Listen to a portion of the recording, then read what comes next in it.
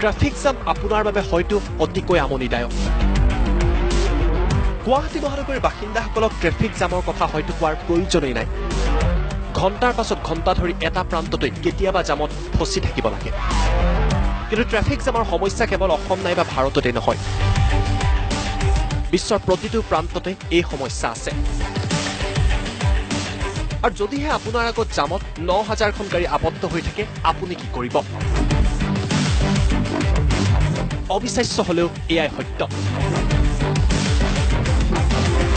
Traffic জামত আছে ১০,০০০খন গাড়ী। এই দৃশ্যকেইটালৈ ভালদৰে মন কৰক। আকাশমাৰ্গৰ পৰা এই দৃশ্যসমূহ বন্দী কৰা হৈছে, য'ত আবদ্ধ হৈ আছে হাজাৰ হাজাৰ গাড়ী।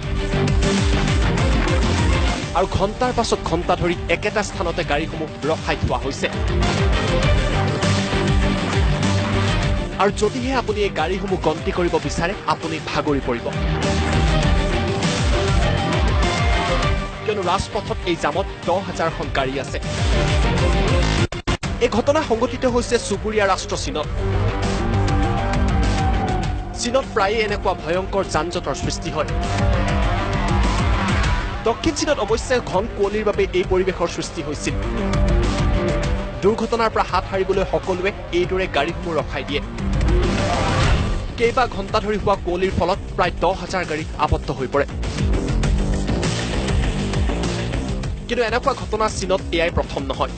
বেইজিঙত কিছু বছৰ আগতে ঠিক অনুৰূপ দৃশ্যই দেখিবলৈ পোৱা গৈছিল, য'ত আবদ্ধ হৈ পৰিছিল হাজাৰ হাজাৰ গাড়ী। আৰু এই জামসমূহ আঁতৰ কৰিবলৈ বহু সময়ৰ প্ৰয়োজন হয়। এই জামৰ তুলনাত অৱশ্যে আমাৰ গুৱাহাটীৰ জাম যথেষ্ট কম। ভাগ্য ভাল, গুৱাহাটীত যে এনেকুৱা জামৰ সৃষ্টি হোৱা নাই। ইণ্টাৰনেশ্যনেল ডেস্ক, আছাম টক্স।